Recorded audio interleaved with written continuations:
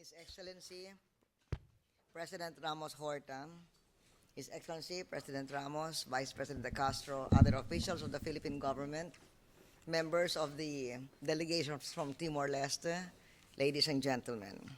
We're gathered here tonight in honor of an old friend of the Filipino people, an international icon, a Nobel Prize laureate. President Jose Ramos Horta has been to our shores on numerous occasions, but we welcome him tonight on his first visit as president of his nation.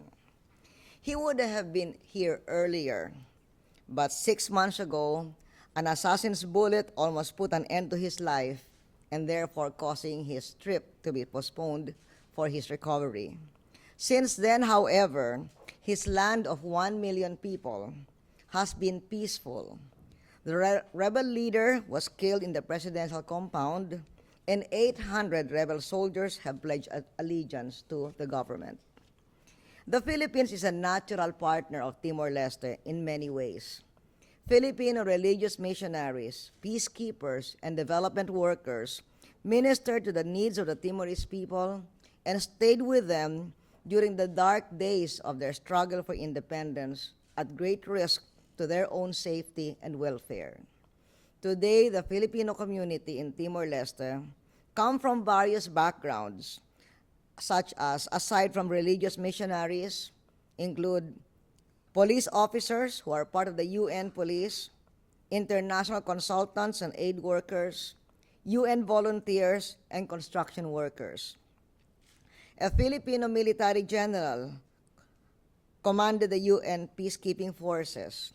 A Filipino police general led the UN police in Timor-Leste. During Independence Day, the Philippine Independence Day in Dili, where President Ramos Horta was guest of honor, he graciously honored 5 outstanding Filipinos in Timor-Leste.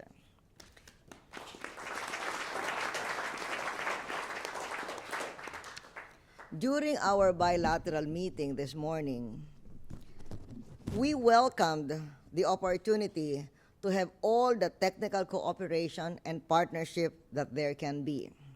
Major areas we are pursuing for partnership are education and training, labor deployment, infrastructure development, housing construction, oil and gas supply chain, construction supply chain, fisheries, and air links. This morning, we witnessed the signing of a memorandum on the training of diplomats at the Philippine Foreign Service Institute, a fisheries agreement, and an agreement on academic cooperation, which shall be the lodestone of the Philippine commitment to Timor-Leste's long-term development. We hope that the Timorese scholars who will be studying here in the Philippines will be the future leaders of Timor-Leste. As I said earlier, the Philippines is an appropriate partner of Timor-Leste in many ways. On this note, I propose a toast to the continued good health and success of President Jose Ramos Horta and of the Timorese people. Mabuhay!